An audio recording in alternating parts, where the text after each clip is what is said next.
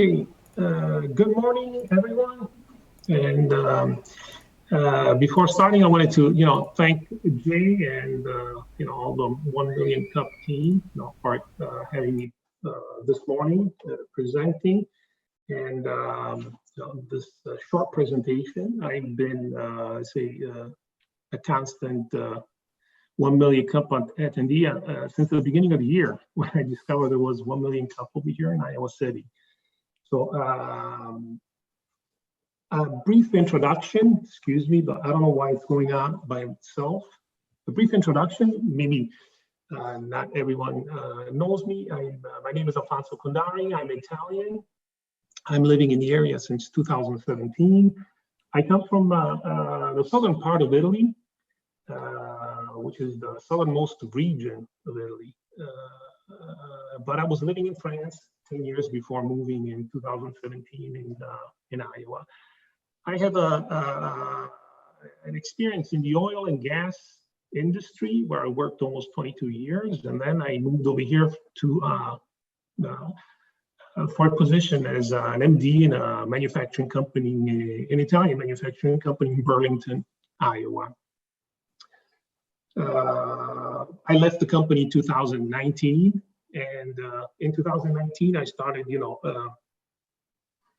I decided to take a pause and dedicate to many activities that you cannot do while you're working, because when you decide to change, you disrupt a little bit, because you're going from a week which is 10 hours a day, 7 days a week, to daily activities in which you have to find something to do because you're free. So I dedicated myself a lot to certain hobbies, photography and things like that, cooking, which I like, and family, and consulting, a little consulting, because it's something that I did in the past, but I never did it seriously.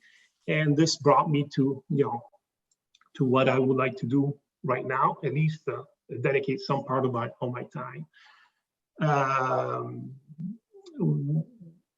In the presentation today, let's say that I organize a little bit differently with respect to what we're used to. So I would like to start from usually we close the presentation with some quotes, but I would like to start with two quotes that represent the core, and I would say the essence of what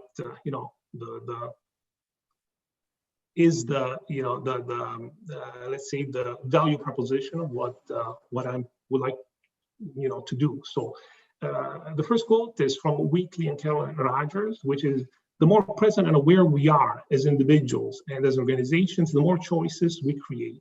As awareness increases, we can engage more possibilities. We are no longer held prisoner by habits, unexamined thoughts, or information we refuse to look at. And the second, we see the world not as it is, but as we are. We all tend to think of ourselves as objective observers, but none of us are. If we want to see things change out there, first I need to see change in here." So excuse my accent. Also, I have a little bit of Italian accent, so maybe sometimes it's I don't know if it's difficult to understand. But starting from these, instead of closing from these, I wanted to give just the idea of what in effect I'm trying to do. I mean, from the two quotes, you understand that there are sometimes as individuals we lack the awareness of what we're doing. We're on automatic pilot, and we react more than respond to the situation which is coming by on a daily basis. And we're not, in effect, with the research that I did also, we realized that, we're not as objective as we would like to be. And this is a general characteristics of the human. It's not something that, but it's difficult to understand, to become aware of this. So what I try to do during this period in which I have some time is to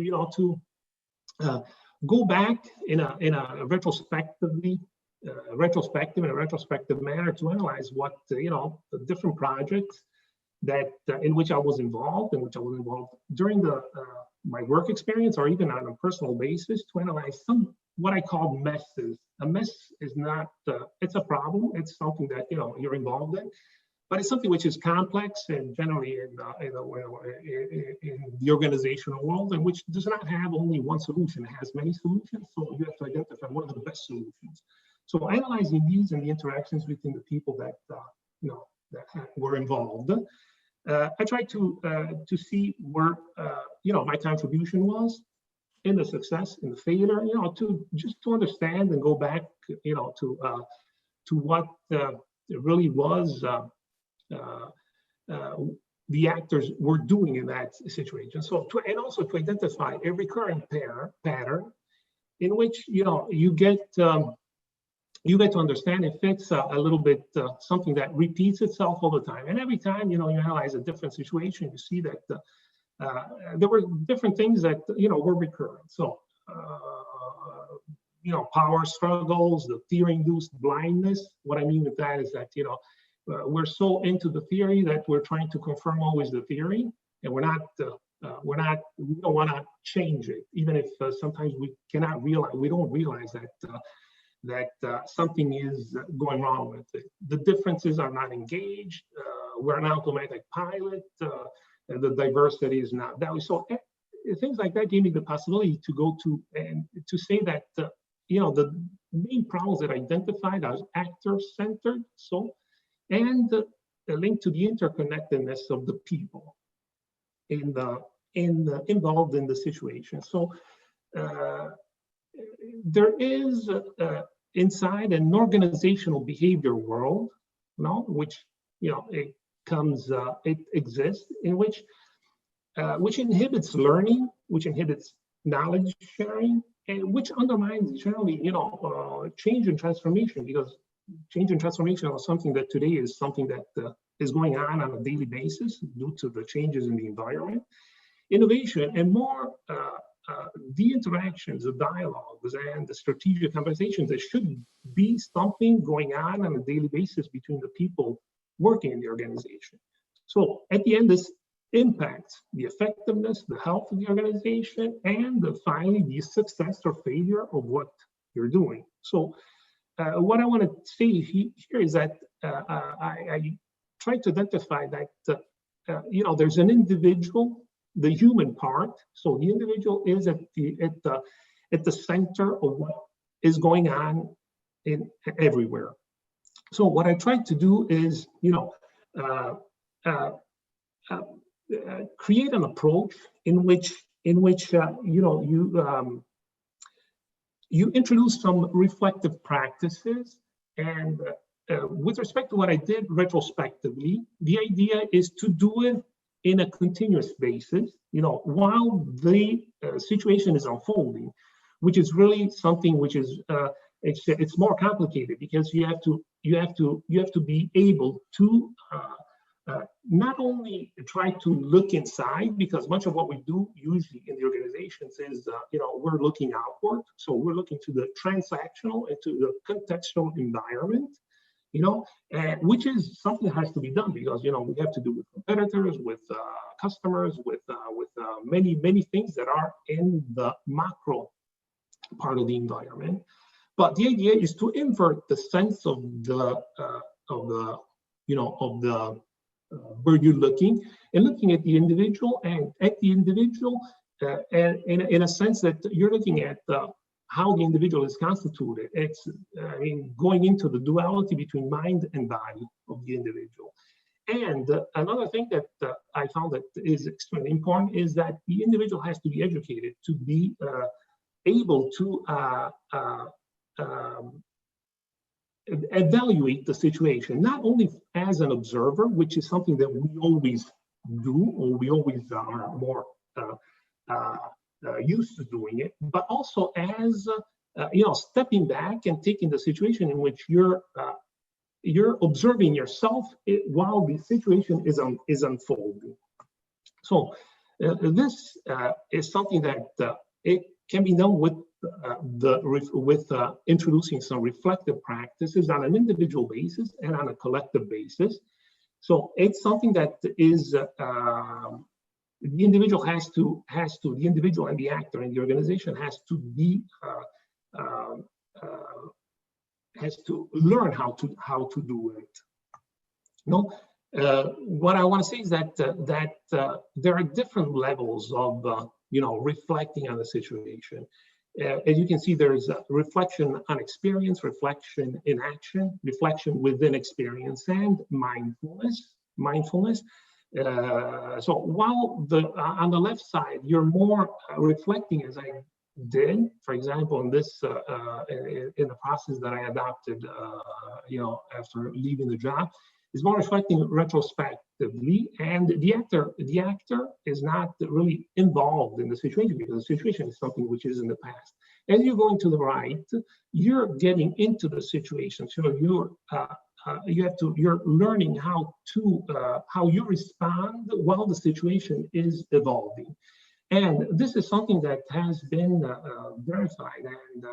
And when you become aware of your own way of thinking while the situation is evolving, your own feelings, this has an impact, a positive impact on the way the macro evolves. So what I'm proposing is like a deep dive, trying to, going from the macro, thus the transactional and contextual environment, in which you have the political system, the environment, the social and everything, going down in which to arrive at the individual, in which the individual learns, how to participate and how to change himself, while the situation is evolving. Naturally, you're going into things a little bit more, your things which are important, to have success and failure, which we are aware of that, in which you're seeing creativity, innovation, knowledge, dialogue and conversation, interaction, relationships, inner knowing and awareness. And the idea is to tap into the potential, which is available, which is unexploited.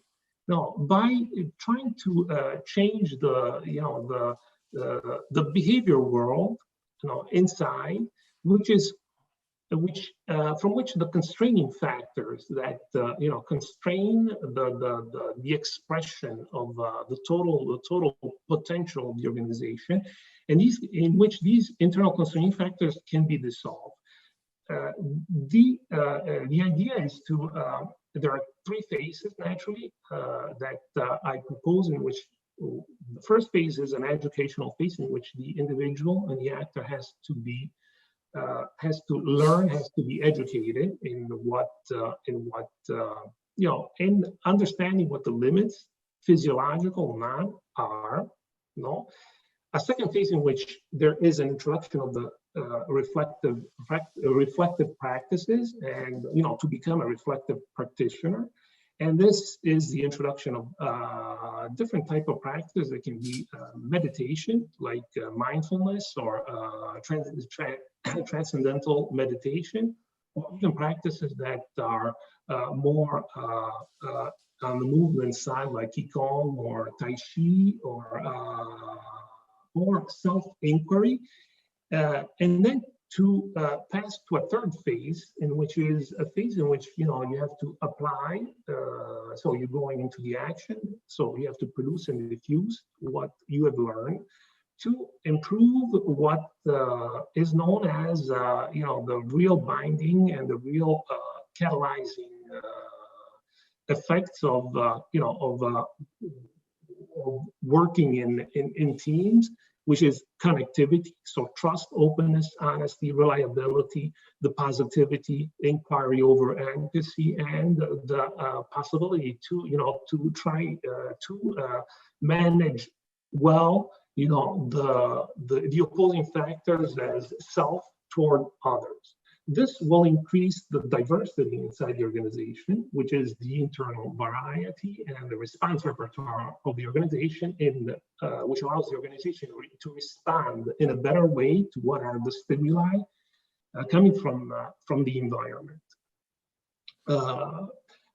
It's I mean, this is in brief what the program proposes, no, and it's what I want to say is that there are many studies that I researched in which it seems that applying these reflective practice in effect to change the way the actor behaves and the way the actor interacts with others, for protein success. Briefly, I finished. I mean, I don't know if it's any questions or anything that you wanna go deeper in.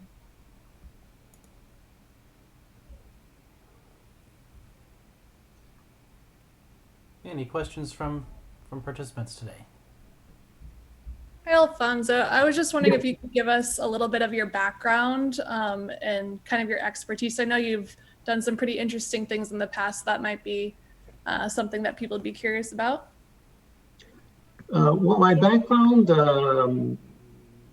is I worked many years for an oil and gas company, covering different positions. I have multidisciplinary experience, so I've been in director of sales, marketing, supply chain, and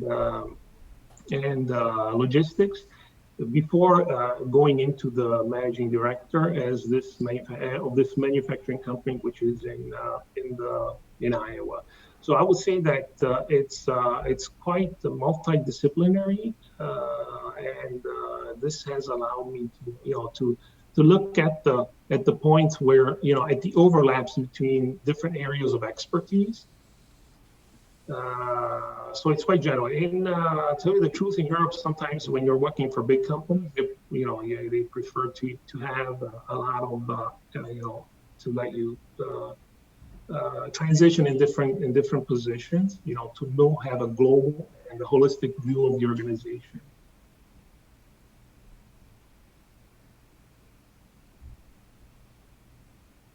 I don't know if I answered your question. Yeah, I think that was good. Yeah, Alfonso, this is Eric. Hi, Eric. Just building on that question, from your experience and your career, I mean, can you talk a little bit about how you? And this is I found this fascinating and thinking about it. And honestly, it was somewhat different than what I was expecting. Maybe that was just my own kind of filters and biases or whatever. But so what about your career interested in you in this? And can you talk a little bit about how your experiences led you to this type of advisory and mentoring and thinking about organization and organizational learning? Well, when the thing is that when you're covering different positions, generally you have the possibility to use different perspectives, to analyze problems or situations. What I think happened in my case is that going through these different positions, I had the possibility to use the different perspectives, and and I understood. Let's say that sometimes in many cases we always try to defend our position in whatever we do, but not necessarily in a bad way, because it's the way we're done, and it's the way we are. That's the way the human is, and that's the way also the organization is sometimes formally structured. It's something that when I talked before about defensiveness is because we're defensive in the organization because sometimes as it is structured, there's always blame. There's always trying to find the person which had committed the error. Or you're trying to defend yourself in a natural way. So when I researched and when I digged a little bit deeper in all this, I always arrived at the fact that the individual is constrained inside, you know? And it's something which is fascinating for me because it's not something that, okay, you're saying, okay, I'm consulting in strategy and, you know, you're doing the strategic part of the organization. You're consulting in something else in production or operations. I feel that this is transversal to all the organization, because whatever you're doing in the organization, at the end, if you're really thinking about it, you're arriving at interactions, you know, about people, you know. And so I would like to, you know, when I was researching this, I found a lot of parallels with what you know, what the physicists and what quantum mechanics, you know, have found that, you know, okay, you're going into the, you know, the macro. At the end, you're going to the, you know, the subparticles, which are the ones that constitute and the ones that regulate everything. So until you don't realize what really is going on in, you know, in my head, in my, you know, it's difficult to, you know, to solve you know, bigger problems. And for example, another thing that fascinates me is, you know, the strategic part of the organization, and mainly, you know, strategy. You know, it went from a discipline in which it was only one at the top, which decided, you know, the CEO decided to, you know, the strategy of the company is this, to one in which today, you know, it's more something that should be, you know, it's more like a dialogue, because, you know, you have a lot of expertise in big organizations. So if you cannot translate that in a good relationship, in a good discussion, in a good strategic conversation, you're not always going to be at the, you know, at the optimum level of you know, of decision making.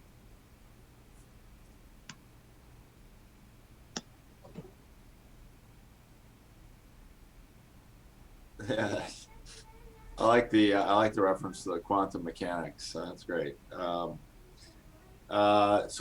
who's kind of an ideal customer or project for you? Well, this is something that you know, I thought about it a lot, and I'm having some difficulties right now with COVID. Also, you know, you cannot, you know, diffuse a lot what the idea is. But the ideal customer would be any, I mean, naturally it's going to be difficult for, you know, for big organizations. There are some organizations that are already applying this. If you're looking at Google, if you're looking at, you know, they are very sensitive to certain types of discourse and certain types of, they're very attentive to introduce reflective practice, meditation to the workforce. But I think it's important also for the medium and small organization, you know, which is growing, and which sometimes in the growth part of the organization, you're losing some things because, you know, you're going so fast, no, and you're not aware of what, you know, the important thing today, you know, what could be important tomorrow and not today, because, you know, today you're a small group and it's not really important because the discussion is going very well and everything, but growing, it always becomes a little bit more difficult. You know, you have silos, you know, coming up, and which makes this a little bit more difficult. What to say is that this is an approach which is long term. Unfortunately, today we're more used to, you know, short term approaches because you need to, you know, increase or improve performance in the quarter, and not. So I'm not saying that's something that it's substituting what the organization is doing already right now, but it's something which is complementary, no, to what the organizations are doing. You know, to start as turning and letting people be aware of what they really are, their limits, accepting their limits, and also their emotions in the process.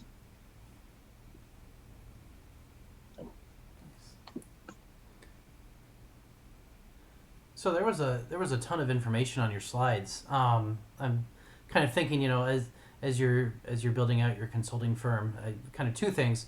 One, it seems like a lot of this, like you could put a book together with all this information and have some sort of like recurring revenue from that. But just wondering how you're convincing organizations and companies and things to bring you in to talk about some of this information. Well, this is something that has to, I'm starting right now because what I was doing until not too long ago when I was talking about consulting, it was more on a normal type of consulting. So I was, more in organizational learning and strategy. And this is the normal way, what we are more used to it. Mm-hmm. This is something that I'm starting right now, in proposing. And I haven't really done anything for the moment in this. So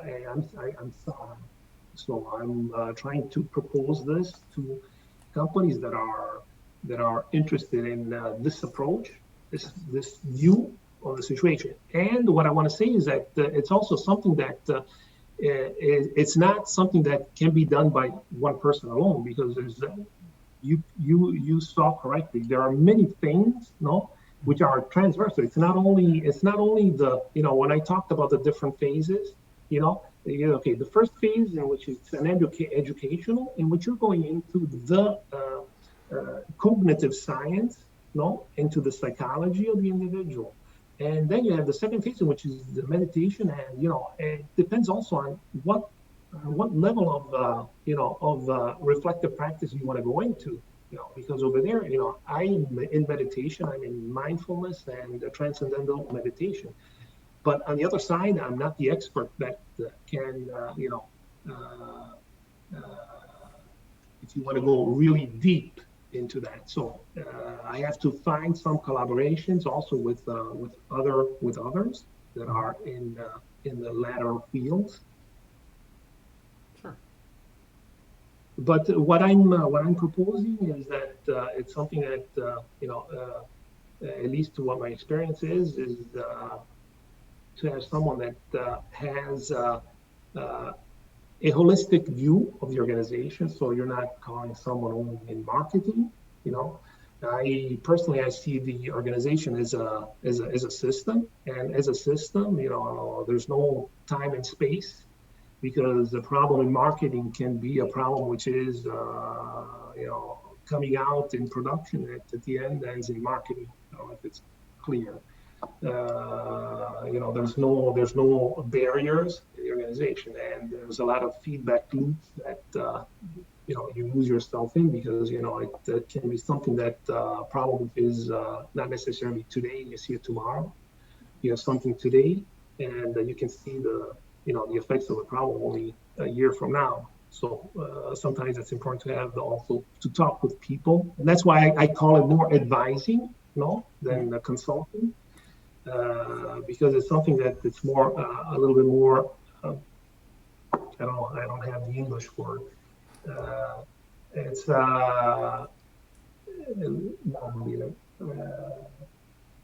it's not. Sometimes it's not really concrete in that moment. I say, okay, it's a marketing problem or it's something else. Sure. Okay. Any other questions?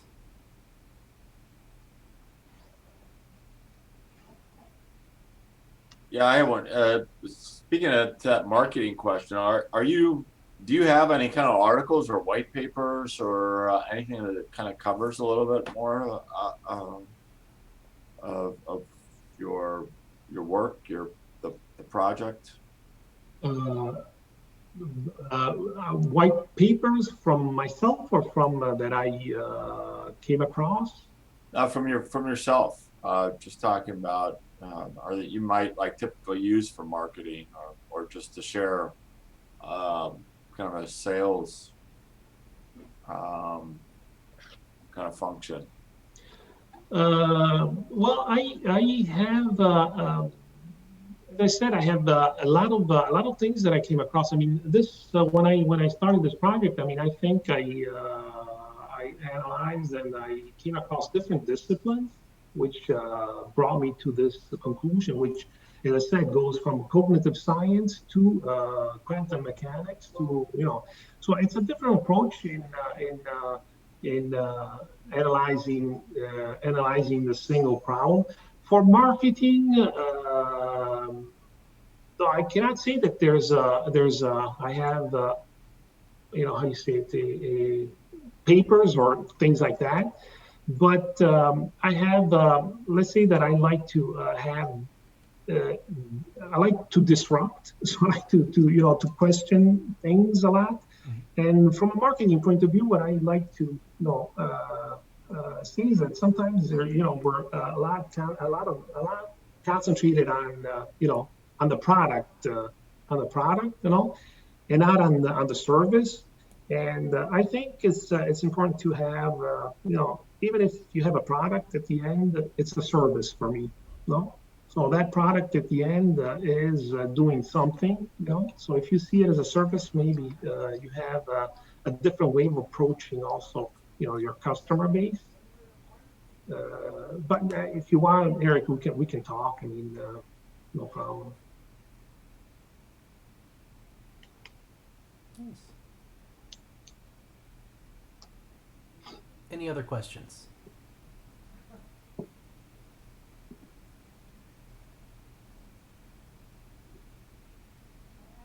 If there are no other questions, I can ask our traditional final question. What can we as the community do to help you? Yeah, I mean, the important thing is that naturally, since I'm, what I did is also, you know, you arrive at the conclusion that sometimes it's difficult, you know, when you're after, you know, working 25 years or 30 years in a firm, you say, okay, you're going back, you know, you're going back to when you first started and say, okay, you know that you don't know anything, you know, the famous Socratic, you know, phrase. We all have a partial view, so it's always interesting to have, you know, the view of other people, you know, in what you're doing, because whatever you do, I mean, whatever we see it according. I'm referring to the first quote or to the second quote. We're seeing it as we are, no, and we are. We have mindsets. We have different things. So a different perspective is always important. First of all. And then, you know, you're also involved and present in, you know, in the economic, in the local economy of the, you know, of the city. So if you have any suggestions about how to approach, you know, in this particular period, you know, different organizations or presentations, it's always interesting for me to be, you know, to meet other people and organizations where there could be some interest in, you know, in this. I think it's a different approach. I'm not saying it's a new approach. So whatever suggestions you have. Sure. Alfonso, thank you so much for your presentation today. You did a great job. I am just grateful that I actually know what you do now. We do oftentimes run into businesses and individuals that need services like the ones that you provide. So we're glad to keep you in our Rolodex so that we can call you up when and if we should need it. Okay, thank you. Even sometimes even to only for a discussion. Sometimes, you know, there's you know, people talking about certain problems or certain things. I'm also interested in as a speaker, let's say, as participant, you know, to bring your view or and actually concerning what I'm doing. Absolutely. No, I like that. That sounds wonderful. Okay. Definitely. Well, thank you, Alfonso. We've got your contact information there, so everyone take a mental note of that, take a screenshot, whatever you need to do in the next few seconds here before we switch over to our community announcements. So thank you so much. Thank you.